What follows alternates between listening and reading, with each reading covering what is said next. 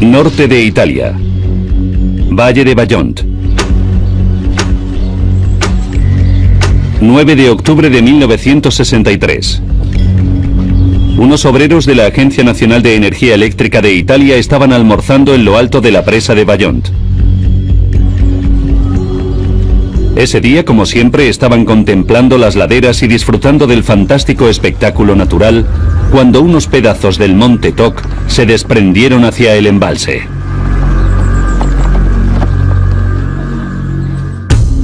Dos en punto de la tarde. Los vecinos también se dieron cuenta del corrimiento de tierras. Gervasia Matsuko, de 11 años, vivía en Caso, una aldea justo enfrente del monte Toc. La gente vio las grietas del monte Toc y vi que los adultos estaban alarmados. Yo también me preocupé. Una semana antes, mi madre me había contado que había soñado que se ahogaba en el agua.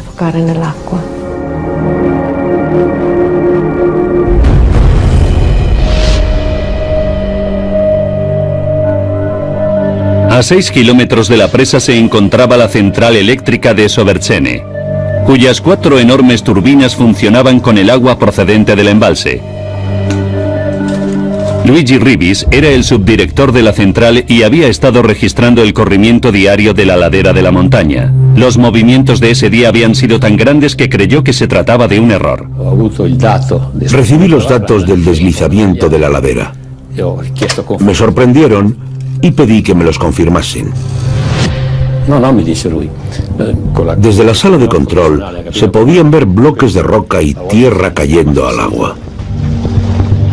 De hecho, el gráfico demostraba que estaba a punto de producirse un corrimiento de tierras.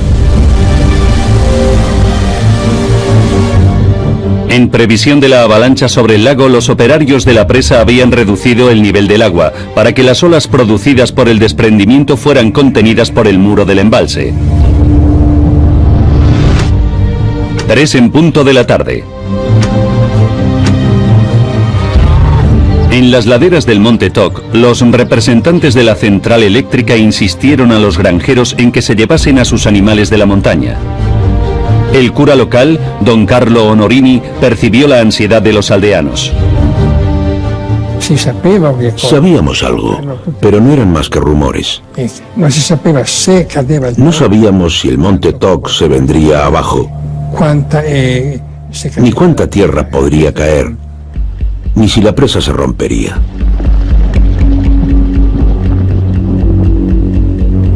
Por la tarde, la madre de Gervasia se marchó para trasladar a las vacas de la familia. Yo quería ir al monte Toc con mi madre. Siempre iba con ella. Pero me dijo que era mejor que me quedase en casa con la abuela y que volvería a la mañana siguiente. 5 en punto de la tarde. En Longarone, un pequeño pueblo a 2 kilómetros de la base de la presa, otra colegiala, Micaela Coletti, estaba cenando con su familia. En Longarone había un ambiente distinto desde hacía una temporada. Se oían rumores raros. El padre de Micaela trabajaba en la presa y su madre estaba alarmada por lo que le contaba. Había oído a mi madre decir que era mejor que enviase lejos a los niños. Me sorprendió mucho y pensé, ¿qué hemos hecho para que mamá quiera librarse de nosotros? Mi padre le contestó que si había que morir porque se hundía la presa, era mejor morir todos juntos. 6 en punto de la tarde. A las 6 de la tarde nos dijeron que estaba a punto de producirse el corrimiento y que subiésemos. El personal clave de la central eléctrica fue invitado a unirse a los ingenieros en lo alto de la presa para supervisar el desprendimiento, pero Luigi tenía trabajo que terminar. Yo quería ir, pero le dije a mi compañero que tenía que terminar una cosa, así que me quedé un rato más y él se fue. 9 en punto de la noche. Desde su posición privilegiada en lo alto de la presa más alta de Europa, los compañeros de Luigi esperaban presenciar la creación de una ola como la de un tsunami, de 20 metros de alto, cuando el desprendimiento de tierras llegase al agua.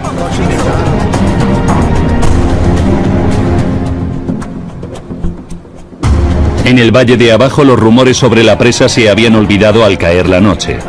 Los bares de Longarone estaban llenos de hinchas de fútbol que veían el partido de la Copa de Europa entre el Real Madrid y el Glasgow Rangers.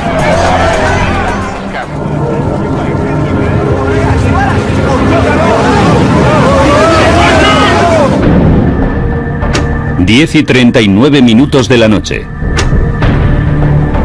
En Caso, encima de la presa, Gervasia estaba casi dormida. Su casa se vio engullida por un ruido aterrador. El ruido no se oía como si viniera del otro lado de la montaña. Se oía dentro. Era un ruido enorme. Mi abuela dijo que era el fin del mundo.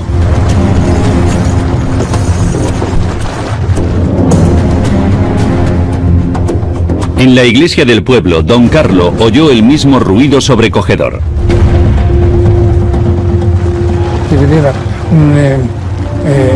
Vi que se encendía un foco que iluminaba toda la zona de Toc. Luego vi una cosa negra, una sombra alta que se elevaba.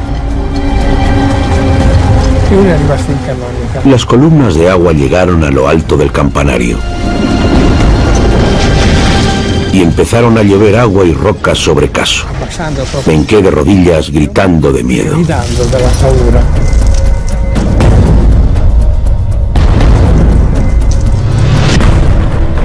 Temiendo que su casa podía quedar destruida, el hermano de Gervasia intentó salvar a su familia. Me agarró por los hombros y me tiró por las escaleras. Me llevó hasta la puerta de atrás y me empujó fuera. Caso estaba a más de 250 metros por encima de la presa, pero quedó empantanado. Corrí como una loca, porque estaba muy asustada. Mi instinto me decía que tenía que correr hacia arriba. Pensé que iba a morir.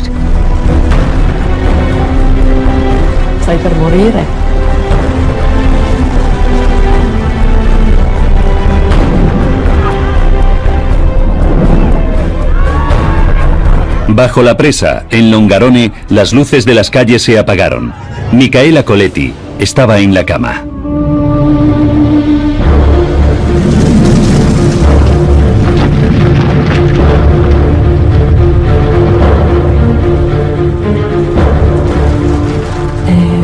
Fingía estar dormida mientras esperaba un beso de mi madre. Mi abuela entró en la habitación y dijo que iba a cerrar las contraventanas porque se acercaba una tormenta.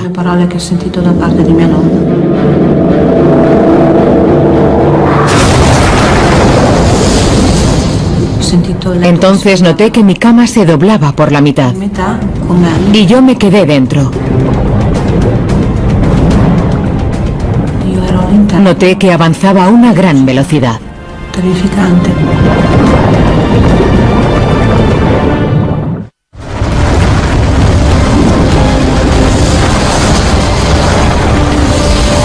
Un muro de agua de 70 metros de alto inundó Longarone y barrió todo el valle, arrasando edificios y matando a cientos de personas.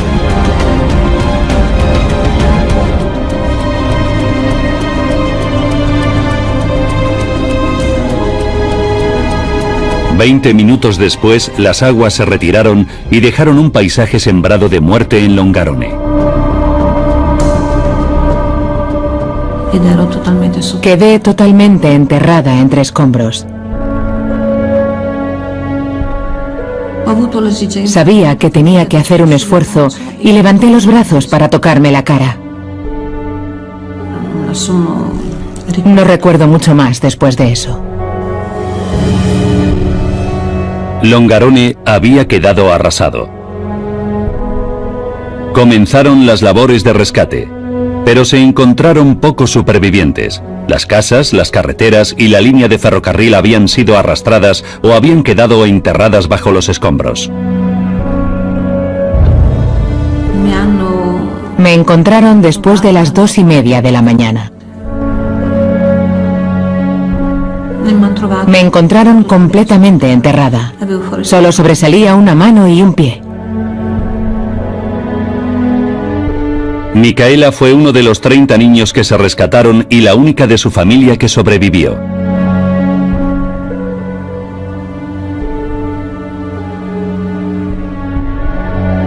Esa noche perdieron la vida más de 2000 personas, incluidos 60 empleados de la central eléctrica. Subieron allí para ver cómo ocurría. Pero no eran unos kamikazes. Subieron y nunca volvieron. Murieron en Bayón.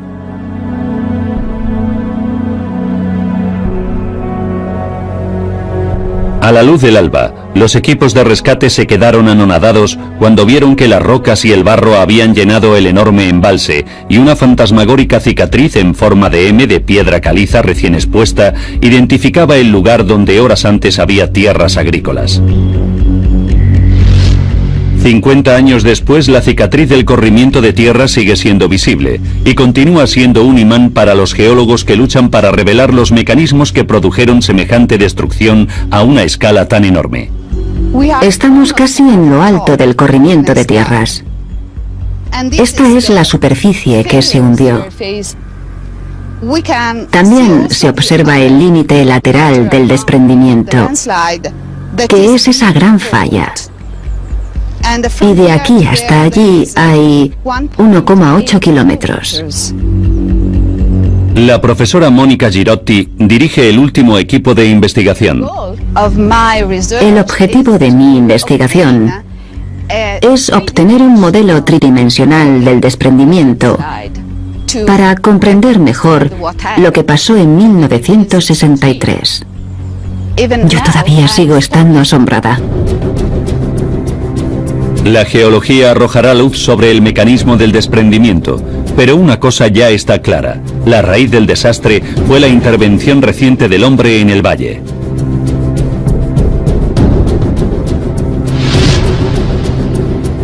El profesor David Pedley encabeza una iniciativa internacional para investigar, predecir e impedir corrimientos de tierra catastróficos.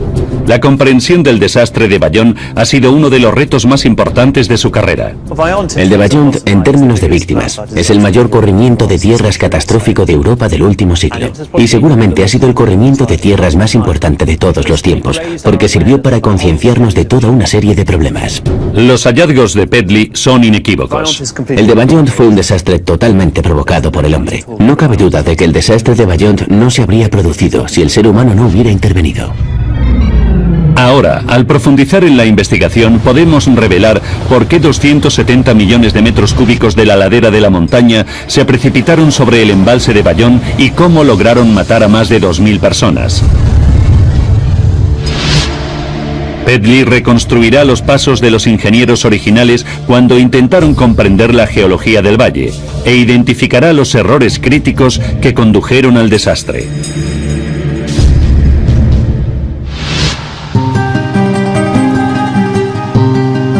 En 1956 comenzaron las excavaciones de los cimientos de la presa de Bayont. Bloquearía una empinada garganta para crear uno de los lagos artificiales más profundos del mundo y generar energía hidroeléctrica para impulsar la expansión económica de Italia en la posguerra.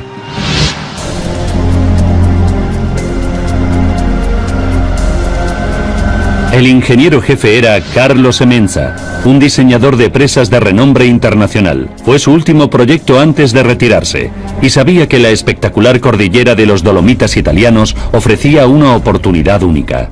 Los Dolomitas forman parte de los Alpes, y están básicamente formados por grandes bloques de caliza, que resultaron empujados hacia arriba hasta crear elevados picos. Las empinadas laderas del valle de Bayont parecían convertirlo en el lugar ideal para construir una presa. La presa podía ser relativamente estrecha y por lo tanto relativamente pequeña en términos de anchura.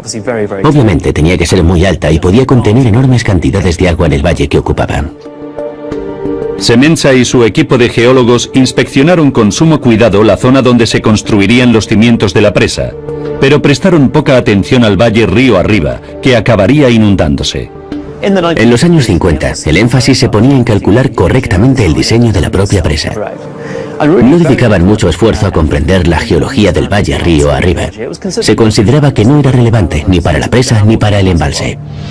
Pedley descubrió que su actitud despreocupada resultaba aún más alarmante, dada la famosa inestabilidad geológica de la región.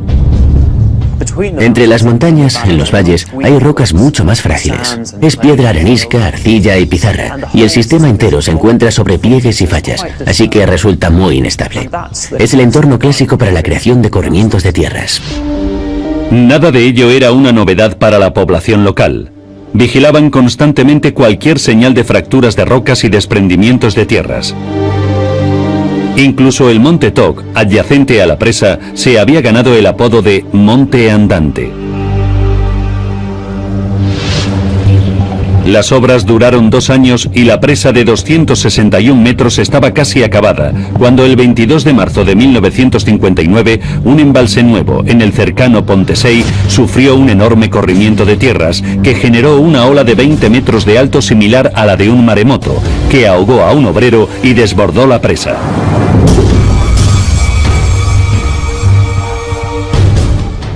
Fue la primera vez que se comprendió el efecto potencialmente dañino de los grandes corrimientos de tierras y provocó una onda sísmica en la industria hidroeléctrica del norte de Italia. Fue el mismo mecanismo que sembró la muerte y la destrucción en Vajont. La ladera de la montaña se precipitó sobre el lago generando un inmenso tsunami. La presa permaneció intacta, pero se desbordó e inundó el valle de abajo. La industria hidroeléctrica había subestimado las consecuencias potenciales de la inundación de un valle. Cuando se llena un embalse, las laderas que han drenado en un profundo valle durante miles de años se empapan por primera vez con resultados sorprendentes. La roca que parece sólida a menudo está hecha de bloques separados que se mantienen en su sitio por la gravedad y la fricción. Hay que imaginarse que los bloques de roca que hay dentro de las montañas son un poco como barcos. Cuando sube el nivel del agua, el bloque empieza a flotar. Bueno, en realidad no flota del todo, pero incrementa su movilidad. Y cuando incrementa su movilidad, la fuerza de fricción, la resistencia al movimiento, decrece. Con lo cual son mucho más probables los corrimientos de tierra. Temiendo que se repitiera el corrimiento de tierras y el tsunami fatales de Pontesey, la empresa eléctrica encargó un estudio de las orillas del embalse propuesto para el valle de Vajont.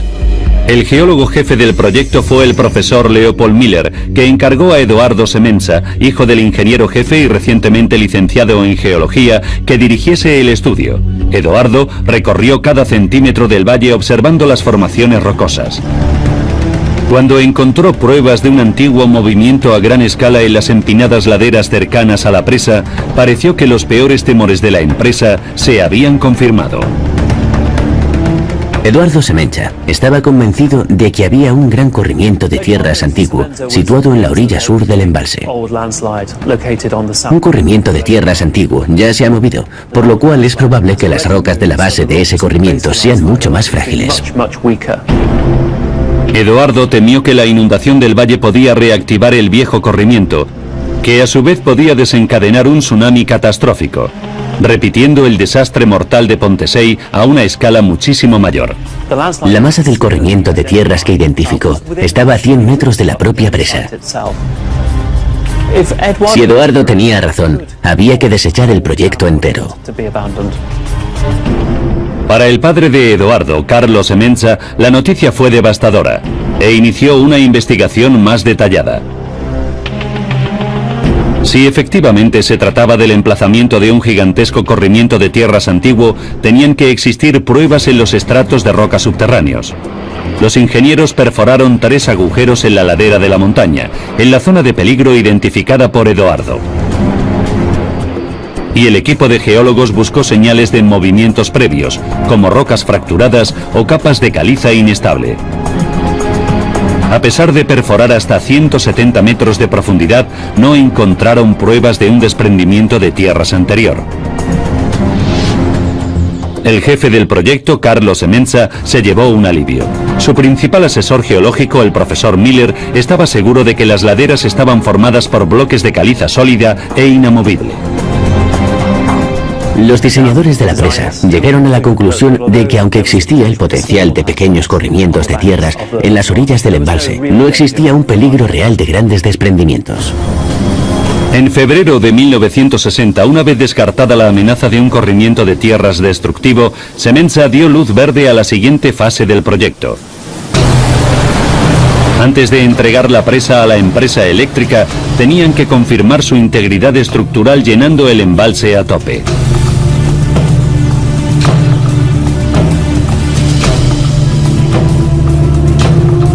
En octubre el embalse tenía 170 metros de profundidad, 91 metros por debajo del máximo. Y la presa estaba aguantando perfectamente. Pero entonces hubo un contratiempo. Unos granjeros descubrieron una enorme grieta en forma de M justo encima del embalse.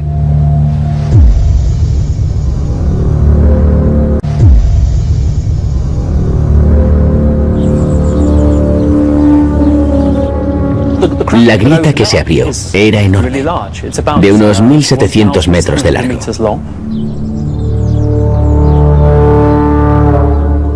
Y se ensanchaba unos 3 centímetros diarios. Tuvo que ser una sorpresa horrible para el equipo. 4 de noviembre de 1960.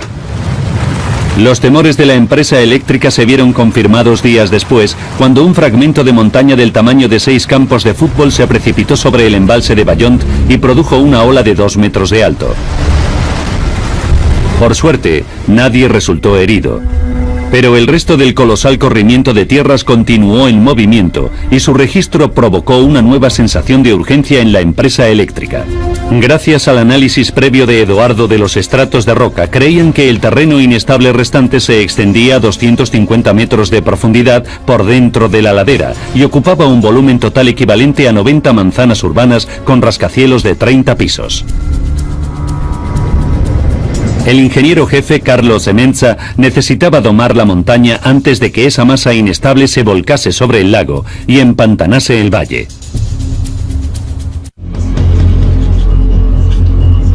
Al equipo de ingenieros de Semenza no se le ocurrió ninguna forma de detener el corrimiento.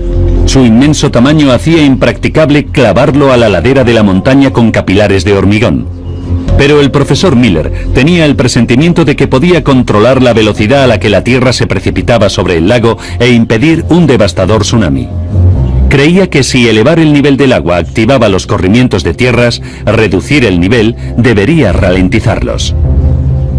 Carlo Semenza probó de inmediato la idea de Miller y abrió las compuertas de la presa para reducir la profundidad del agua. La teoría de Miller era simplemente que reducir el nivel del embalse permitiría que el agua se drenase de las laderas, incrementando la fricción y anclando otra vez los bloques flotantes de piedra caliza sobre la montaña. A lo largo de los 2 meses siguientes, el ritmo del deslizamiento decreció de 3 centímetros diarios a apenas 1 milímetro al día. La gran masa del desprendimiento de tierra se ralentizó y al final se detuvo. La consecuencia fue que Miller y Semenza se convencieron de que incrementando el nivel del lago podían provocar el movimiento y volviéndolo a reducir podían detener ese movimiento. Aunque no podían detener permanentemente el corrimiento de tierras, los dos hombres estaban convencidos de que podían controlar la velocidad a la que se deslizaba sobre el valle.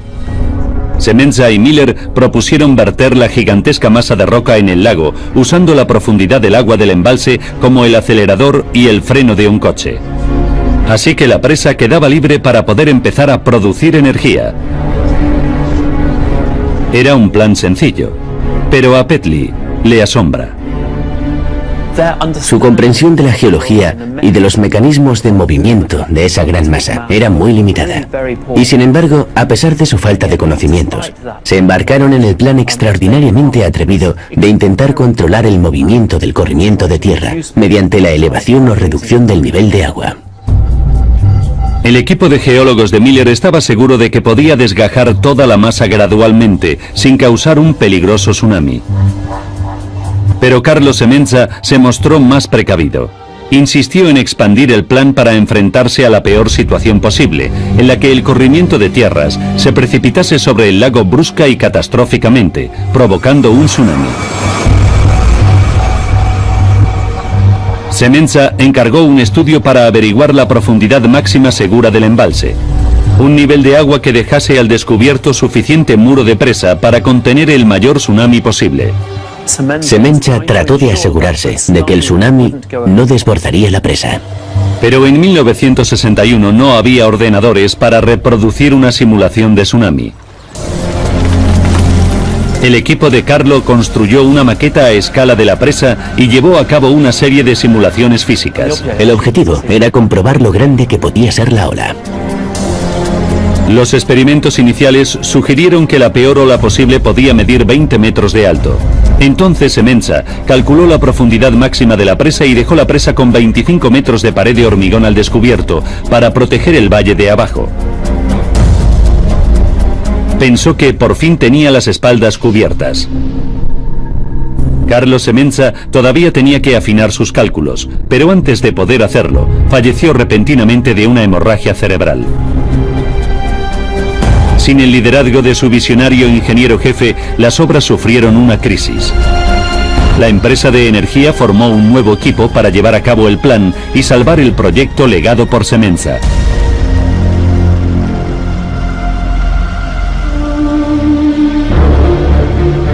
...26 de septiembre de 1963... En los 2 años transcurridos desde la terminación del túnel de circunvalación, el nivel del agua se elevó y se redujo sistemáticamente para controlar el corrimiento de tierra sobre el valle inundado. Y hasta entonces, el plan había funcionado. 2 semanas antes del desastre, el corrimiento de tierra había avanzado un total de 3 metros. Los operarios de la presa ya estaban convencidos de que tenían capacidad para controlar el corrimiento de tierra. El embalse se encontraba en su nivel de agua más alto hasta la fecha, a 245 metros sobre la base de la presa. Estaba a 10 metros por encima del nivel de seguridad máximo fijado por Semenza. No cabe duda de que intentaban llegar a un punto en el que pudieran verter el corrimiento de tierra sobre el lago. Estaban elevando el nivel del lago al límite más alto que creían que podían. Su estrategia de alto riesgo parecía estar surtiendo efecto. El corrimiento estaba cogiendo velocidad. Se abrieron las compuertas para reducir el agua a un nivel seguro antes del desprendimiento final. Los operarios de la presa esperaban, como habían comprobado previamente, que reducir el nivel del agua ralentizaría el corrimiento. Pero esa vez fue distinto. En realidad, el corrimiento continuó acelerando. Era justo lo que no esperaban, y se quedaron muy desconcertados con lo que pasó. Si se producía un desprendimiento del flanco de la montaña, entonces sus simulaciones garantizaban que el tsunami resultante desbordaría los muros de la presa. Durante 2 tensas semanas, los operarios redujeron el nivel del agua lo más que pudieron, sin añadir presiones a las laderas. Pero el corrimiento de tierra continuó acelerándose. 9 de octubre de 1963. La ladera de la montaña ya avanzaba 30 centímetros diarios, pero la presa ya tenía 25 metros de muro de hormigón al descubierto. Los operarios de la presa respiraron aliviados porque la pared ya tenía altura suficiente para contener cualquier ola. Como el nivel del lago ya estaba por debajo del tamaño máximo del tsunami que habían calculado, consideraron que la situación era completamente segura. Tan segura que los directivos de la empresa eléctrica fueron invitados a presenciar la creación del tsunami. Y no se alertó de ningún peligro a la población local.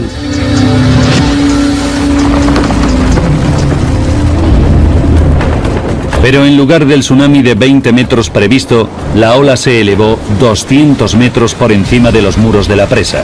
Una cifra asombrosa, 10 veces superior a lo esperado.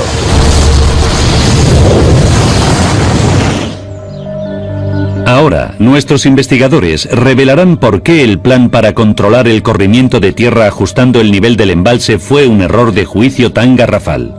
Desde el principio del movimiento del corrimiento de tierra, su modelo, de la forma en que se comportaba, estuvo equivocado. Su investigación geológica falló al no identificar que dentro de la piedra caliza había finas franjas de arcilla. Y esas capas de arcilla blanda produjeron una zona de debilidad. El equipo de geólogos perforó agujeros con el fin de buscar pruebas de una superficie frágil deslizante, pero no profundizó lo suficiente para encontrar la arcilla. Buscaban una capa de arcilla que estaba a 250 metros de profundidad y que solo tenía 1 centímetro de grosor. Pero esa capa de 1 centímetro de grosor bastaba para determinar si el corrimiento de tierra podía moverse o no. Las extraordinarias propiedades de esa capa de arcilla acabaron provocando que un costado entero de la montaña se desgajase de repente a una velocidad increíble. El estudio del Monte Koch de Monica Girotti ha revelado los depósitos de arcilla que el equipo de Miller no encontró. Esta es la arcilla sobre la que se deslizó el corrimiento de tierra de 1963. Es una capa continua.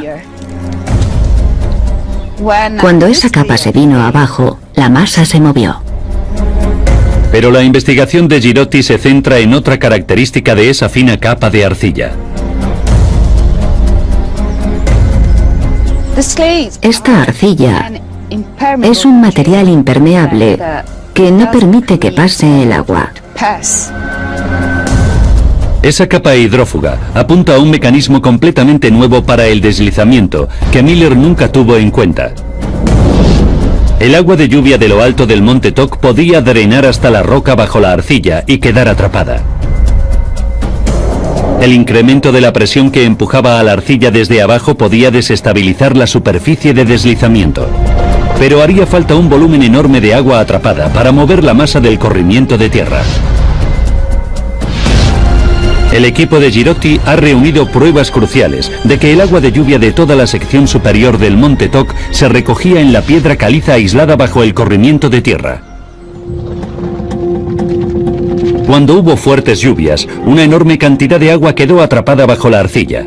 Como no tenía a dónde ir, la presión bajo la arcilla se disparó y el corrimiento de tierra sufrió una sacudida adicional. Girotti tiene claro que el intento de controlar el corrimiento de tierra modificando el nivel del pantano carecía de un elemento clave. No era un buen plan, porque Miller no tuvo en cuenta la existencia de arcilla dentro de la ladera. Y solo podía controlar los niveles del lago, pero no las precipitaciones de lluvia. Fue un proyecto inútil. Si el equipo original de geólogos hubiera sabido que había arcilla, Pedley cree que la historia habría seguido un curso distinto. Entonces ya se sabía que la arcilla era un material débil. Si hubieran sabido que había capas de arcilla, es casi seguro que habrían abandonado el proyecto en ese momento. Cuando Pedley regresó al archivo, descubrió lo cerca que estuvo Miller de encontrar la capa de arcilla. En 1961, Miller instaló 4 válvulas de presión del agua, llamadas piezómetros, para supervisar el nivel del agua en la roca. Quería asegurarse de que la ladera de roca caliza se comportaba del modo que preveía su teoría. 3 de los aparatos confirmaron las expectativas de Miller de que el nivel de agua de la roca dependía del nivel del embalse. Pero oculta entre los datos del 4.º piezómetro, Pedley encontró la prueba devastadora de una capa de arcilla. El nivel del agua de ese agujero no se correspondía con el nivel del agua del lago. El piezómetro registraba un elevado nivel del agua independientemente del nivel de agua que hubiera en el pantano. Era probablemente una indicación de que las capas de arcilla estaban atrapando agua a gran presión bajo la masa del corrimiento de tierra. Pero Miller asumió que el 4.º piezómetro era defectuoso y sus datos eran erróneos. Como el comportamiento del 4.º agujero no encajaba con las ideas preconcebidas sobre el modo en que operaba el corrimiento de tierra, lo ignoró. Para Pedley, la semilla del desastre se sembró con ese fallo sistemático a la hora de comprender el monte Toc. Demuestra que si el modelo con el que funcionas no explica algunos de los comportamientos que observas, es que el modelo está mal. No es el corrimiento de tierra el que está haciendo algo mal. Y fallar a la hora de desarrollar el modelo significa permitir potenciales corrimientos de tierras como ese. Pedley ya comprende por qué se produjo el corrimiento de tierra, pero hay un misterio final que envuelve el desastre de Bayonne. ¿Por qué fue el tsunami mucho mayor de lo que nadie se esperaba?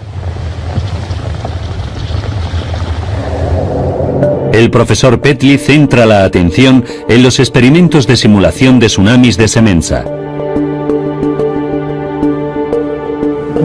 El modelo que habían diseñado preveía que el tsunami sería relativamente pequeño, de 20 metros o menos. Pero el verdadero corrimiento de tierra provocó una ola de desplazamiento que sobrepasó en más de 200 metros la altura de la presa. La meticulosa maqueta a escala debería haberles proporcionado una indicación precisa del tamaño del tsunami ligada a un factor crítico. El resultado del modelo dependía completamente de la velocidad a la que se movía el corrimiento de tierra. Los experimentos comprobaron el efecto de los corrimientos de tierra a distintas velocidades, desde el movimiento más lento al más rápido, al que esperaban que avanzase el desplazamiento. El equipo de ingenieros calculó aproximadamente que la velocidad más rápida a la que podía producirse el corrimiento de tierra era 1 minuto, que a su vez correspondía a 4 segundos en la simulación.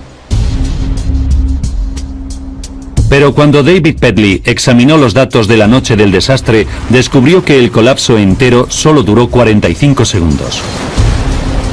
Aunque solo eran 15 segundos menos que su estimación, ese error del 25% bastaba para alterar por completo el resultado de la simulación. La maqueta que habían construido en realidad era muy sensible y muy buena. Pero cuando diseñamos modelos digitales, a menudo usamos la frase basura que entra, basura que sale. Y por desgracia, en este caso, como se había asumido que el corrimiento de tierra avanzaría lentamente, introdujeron datos erróneos en el modelo y en consecuencia obtuvieron resultados engañosos. Cuando se pusieron en práctica los resultados erróneos de la simulación, las consecuencias fueron muy reales. La increíble velocidad del deslizamiento final ha desconcertado a los científicos durante casi 5 décadas. La aceleración fue muy drástica, como la de un coche de Fórmula 1. En pocos segundos, el corrimiento de tierra pasó de moverse unos pocos centímetros por hora a una velocidad de 110 kilómetros por hora. Pedley cree que ya ha resuelto el misterio de la asombrosa velocidad final. Y una vez más, la respuesta está en la arcilla y su extraordinario comportamiento cuando se comprime a gran profundidad. Hay que imaginarse que había 200 metros de piedra caliza maciza encima de una capa de arcilla. Pedley ha demostrado que cuando está enterrada bajo millones de toneladas de roca, la arcilla, que es normalmente blanda, se endurece.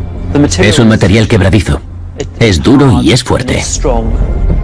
Durante milenios la arcilla profunda no había sido perturbada, pero al llenar el embalse por primera vez se crearon enormes presiones sobre esa fina capa. Eso permitió que la arcilla empezase a deformarse, y al hacerlo surgieron lo que llamamos microgrietas, grietas diminutas, fracturas que se abren en la roca.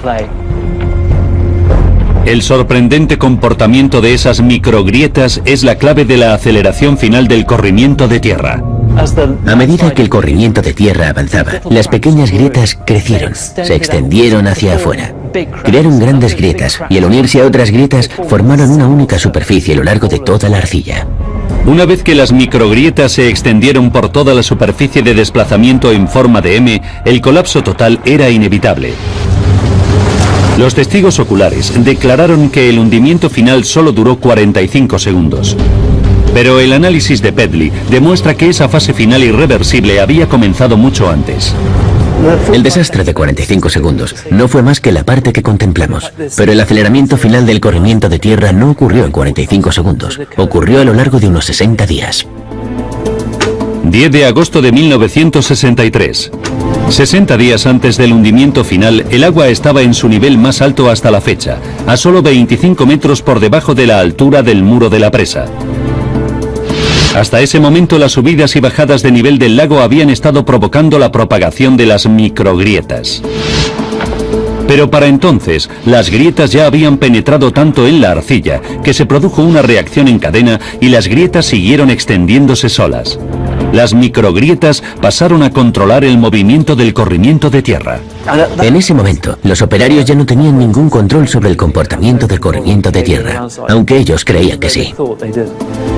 Una a una, las pocas secciones de arcilla que estaban sin agrietar se fueron resquebrajando cada vez más rápido y el corrimiento de tierra se aceleró.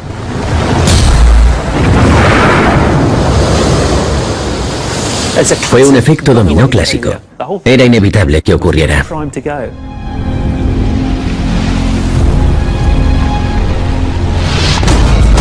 Tras 50 años de incertidumbre, ya podemos revelar cómo la construcción de la presa más alta de Europa provocó un tsunami que arrasó una comunidad entera. 9 de octubre de 1963. 4 horas y 30 minutos para el desastre.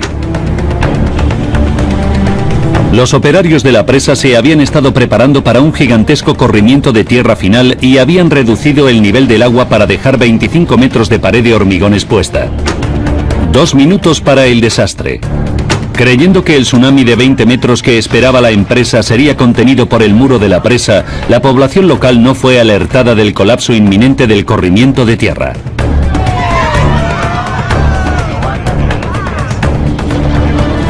Los empleados de la empresa de energía contemplaban el espectáculo desde un enclave privilegiado en lo alto de la presa. 1 minuto para el desastre. Aunque los operarios de la presa lo ignoraban, a decenas de metros bajo la superficie de la montaña había una inmensa capa de arcilla quebradiza que llevaba 2 meses agrietándose incontroladamente. Entonces solo quedaba una pequeña sección sin fracturar. 45 segundos para el desastre. La última sección de arcilla se resquebrajó y un corrimiento de tierra del tamaño de 90 manzanas urbanas se precipitó sobre el embalse. Aceleró tan rápido como un coche de Fórmula 1 y su impacto creó un tsunami de más de 200 metros de altura. 30 millones de toneladas de agua cayeron desde una altura de 261 metros, produciendo un agujero de 40 metros de hondo en el suelo del valle. La estrechez del mismo valle aceleró la columna de agua de 70 metros de alto que fluyó por el valle a unos 140 kilómetros por hora. Longarone quedó destruido en menos de 2 minutos.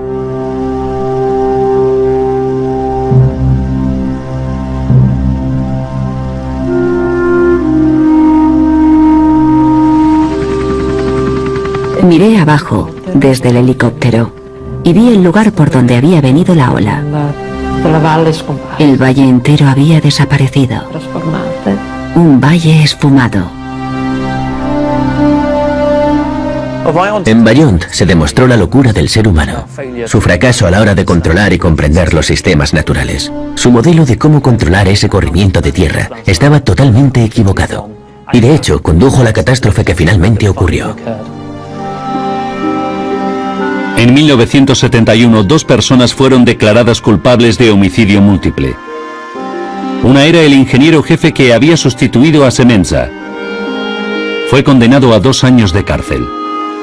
Se ordenó a la empresa de energía que pagase una indemnización a las víctimas. La presa de Beyond, la celebrada obra maestra de la ingeniería italiana, nunca volvió a generar energía y se convirtió en una reliquia en el paisaje. Hoy los ingenieros y geólogos siempre tienen que examinar las laderas de las presas proyectadas y explicar por qué son más seguras que las laderas del Valle de Beyond.